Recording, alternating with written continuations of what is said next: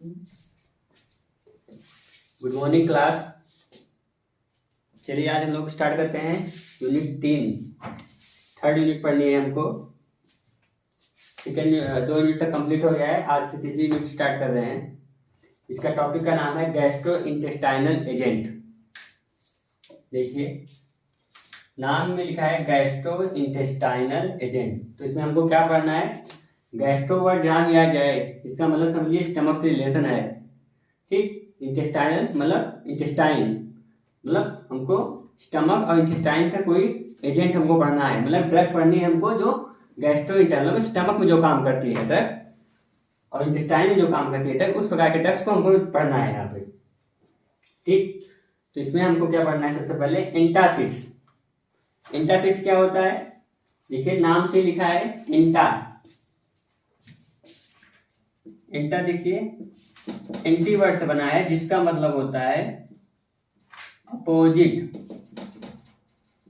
ठीक। एंटा anti word से बना हुआ जिसका मतलब होता है अपोजिट। और एसिड किसके अपोजिट काम करना है हमको, एसिड के प्रति। मतलब एंटासिड क्या होता है, जो एसिड के अपोजिट काम करे, मतलब एसिडिटी को कम करे। तो ठीक है, इसको पढ़िए क्या लिखा है। Antacid are those chemical compound which reduce the acidity in stomach। क्या करता है एंटासिड, एंटासिड ऐसे कंपाउंड होते हैं जो एसिडिटी को कम कर देते हैं, रिड्यूस कर देते हैं। किसमें, स्टमक में। स्टमक में एसिडिटी को क्या कर देंगे, रिड्यूस कर देंगे। It is also known as एंटा acidic compound, sorry anti acidic compound. इसका दूसरा नाम क्या है, इसको एंटी एसिडिक कंपाउंड के नाम से भी जाना जाता है। नेक्स्ट पॉइंट पढ़िए। Acidity in stomach is caused by excessive secretion of hydrochloric acid in the stomach। Acidity क्यों होती है, लिखा है एसिडिटी जो स्टमक में बढ़ जाती है इसकी वजह से एक्सेसिव सिक्रेशन, ज्यादा सिक्रेशन हो जाता है। एक्सेसिव मतलब ज्यादा सिक्रेशन हो जाता है किसका, हाइड्रोक्लोरिक एसिड का। नॉर्मल सिक्रेशन तो होता ही है हमारे स्टमक में, लेकिन यहाँ कर रहे हैं एक्सेसिव सिक्रेशन। जब ज्यादा मात्रा में स्टमक में एसिड बनने लगता है तो उसी को एसिडिटी बोलते हैं। उसी को रिड्यूस करने के लिए हम लोग क्या करते हैं, यूज एंटासिड्स। ओके, चलिए नेक्स्ट पॉइंट पे आते हैं। This acid can be reduced by 3 method. अब यहाँ 3 मेथड की बात की गई है। इसमें क्या बताया गया कि ये एसिडिटी 3 मेथड से रिड्यूस कर सकते हैं। कौन कौन से मेथड है, इस मेथड का नाम देखिए। फर्स्ट है डायरेक्टली न्यूट्रलाइजिंग एंटासिड, सेकेंड है H2 receptor antagonist and third है PPI, इसका पूरा नाम proton pump inhibitor. Okay, note भी करते जाइएगा आप लोग। सबसे पढ़ते हैं डायरेक्टली न्यूट्रलाइजिंग एंटासिड। जैसा कि नाम ही कह रहा है डायरेक्टली, डायरेक्टली मतलब सीधा ही न्यूट्रलाइज करेगा। कैसे न्यूट्रलाइज करेगा, देखिए स्टमक में क्या बनता है, एसिड।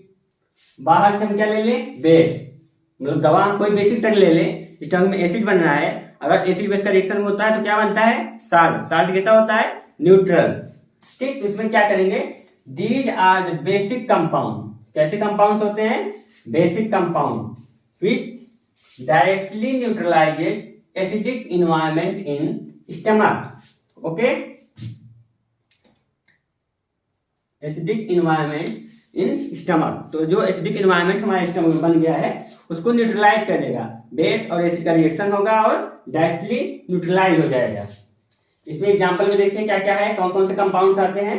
ये देखिए, पहला साल्ट का नाम है मैग्नीशियम हाइड्रोक्साइड, उसके बाद एल्यूमिनियम हाइड्रोक्साइड, सोडियम बाइकार्बोनेट। ये सब ऐसे साल्ट हैं जो बेसिक इन नेचर होते हैं और एसिड में जाकर डायरेक्ट न्यूट्रलाइज कर देते हैं। तो ये डायरेक्टली न्यूट्रलाइजेशन हो गया, ठीक। दूसरा पढ़ते हैं H2 रिसेप्टर एंटागोनिस्ट। इसके H2 का मतलब क्या होता है, हिस्टामिन। हिस्टामिन रिसेप्टर, रिसेप्टर क्या होता है, रिसेप्टर और बाइंडिंग साइट, जहां हमारी ड्रग जाके बाइंड करेगी। तो समझ लीजिए, अभी आप फार्माकोलॉजी में इसके बारे में ज्यादा डिटेल में पढ़ेंगे। अभी हम छोटा छोटा बता दे रहे हैं कि रिसेप्टर क्या होता है, बाइंडिंग साइट होता है कहाँ, जहां कोई ड्रग मॉलिक्यूल बाइंड करता है, ठीक। तो एक प्रकार से मान लीजिए स्टमक में रिसेप्टर होते हैं, ठीक। कौन से receptor, H2 histamine receptor. Antagonist, ये फिर आ गया ना एंटा वर्ड। देखिए जैसे यहाँ पर एंटा आया था, हमने क्या यूज किया था, इंटा मतलब एंटी, एंटी मतलब अपोजिट, ये शब्द आ गया यहाँ भी एंटागोनिस्ट, ठीक, मतलब इसके अपोजिट काम करेगा। ये जो रिसेप्टर है उसके रिसेप्टर को अपोजिट मतलब उसको ब्लॉक कर देगा। अगर कोई रिसेप्टर ऐसा है जिससे एसिड निकलता है, अगर उस रिसेप्टर को ही ब्लॉक कर दे तो एसिड ही नहीं निकलेगा, एसिड नहीं निकलेगा तो हमारी एसिडिटी नहीं बढ़ेगी।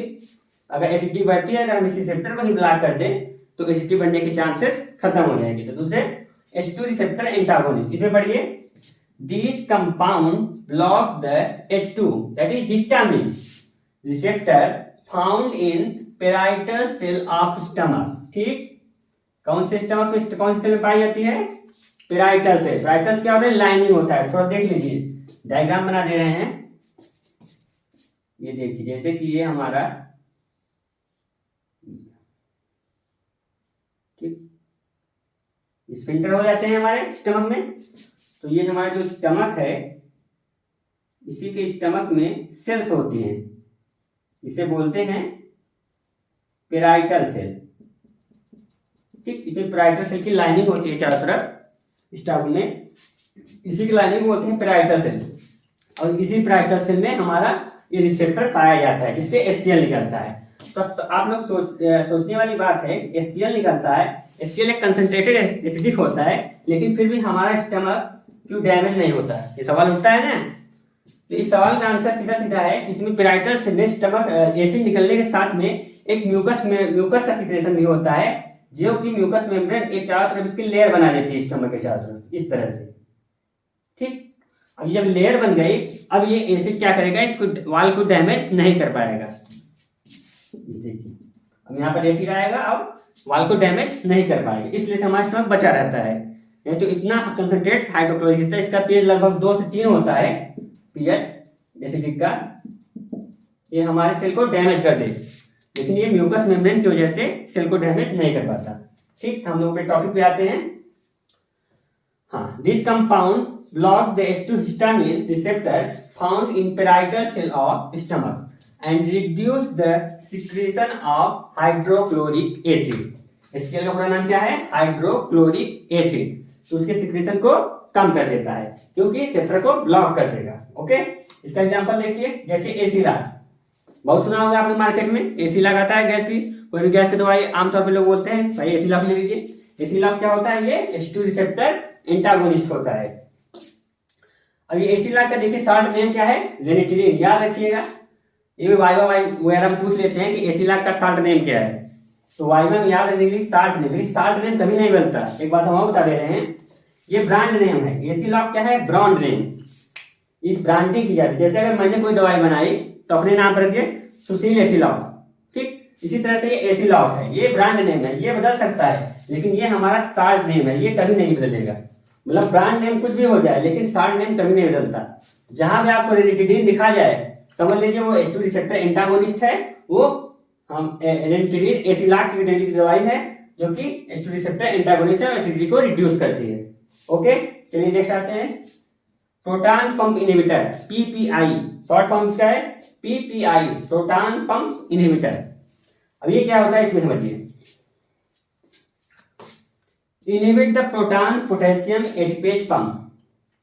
क्या करता है ये, मतलब ये जो ड्रग होती है क्या करता है, inhibit the proton potassium ATPase pump. ये क्या होता है सुनिए, प्रोटॉन पोटेशियम एडिपेज पंप, इसका नाम आप लोग जरूर याद रखिएगा।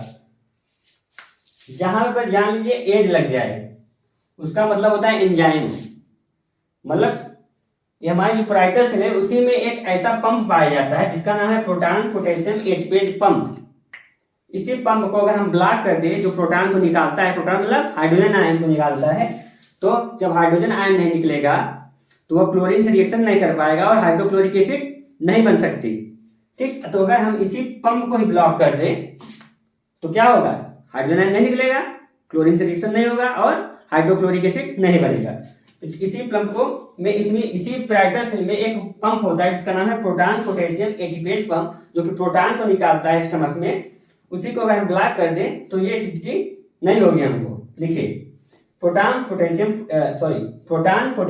एडिपेज pump which reduce the level of hydrogen ion in the stomach, कहाँ पर? स्टमक। स्टमक में हाइड्रोजन लेवल आपको इनहिबिट कर देगा, मतलब रोक देगा। And reduce the secretion of HCl, इस जगह से HCl को हम निकलने नहीं देंगे। एग्जांपल देख लीजिए प्रोटॉन पंप के। रेबिलॉग, ये लिखा है आपका ब्रांड नेम, इसका शॉर्ट नेम क्या है? रेबिप्राजोल। अगर ब्रांड नेम आपको नहीं याद है, अगर आपको शॉर्ट नेम आपको पता है तो आप बता सकते हैं ये किस कैटेगरी की ड्रग है। प्रोटॉन पोटेशियम एटीपेज पंप, मतलब प्रोटॉन पंप इनहिबिटर है। किस तरह से काम करती है? इस तरह से, ठीक, जैसे मैंने बताया। दूसरा है पेंटाप्राजोल, ये भी ब्रांड नेम आता है पेंटाप 40, ये कॉमन ब्रांड नेम है जो ज्यादातर मार्केट में आते हैं। इसका शॉर्ट नेम है क्या है? Pantoprazole, pantoprazole ETC। और सारे हैं, पेंटाप्राजोल, ओमेप्राजोल, ठीक। तो ये आपके नोट्स है, इस नोट्स को पूरा लिख लीजिए, नोट्स बनाइए, याद कीजिए। ज्यादातर एग्जाम में पूछा जाता है एंटासिड क्या होता है, डिफाइन करिए। What is antacid? 2 नंबर में एंटासिड की definition. Antacid are the substance which reduce the acidity. Example के लिए आप जितने काम में कोई भी 1-2 एग्जांपल लिख दीजिए, कोई दिक्कत नहीं, ओके। अब डिपेंड करता है कि एंटासिड किस तरह से पूछता है, ठीक। अगर एंटासिड पूछता है 5 नंबर में तो आपको खाली डिफिनेशन नहीं लिखनी पड़ेगी, आपको लिखना पड़ेगा एंटासिड क्या होता है, कितने टाइप के होते हैं, किस तरह उसका मोड ऑफ एक्शन होते हैं, क्या क्या उसके एग्जाम्पल है, कितने ब्रांड नेम है, ये सारी चीज लिखना है अकॉर्डिंग टू नंबर। वो डिपेंड करता है कि कितने नंबर का सवाल आता है, ओके। ठीक है, थैंक यू। आप लोग इसको कंप्लीट करिए, नेक्स्ट क्लास में आगे बताएंगे।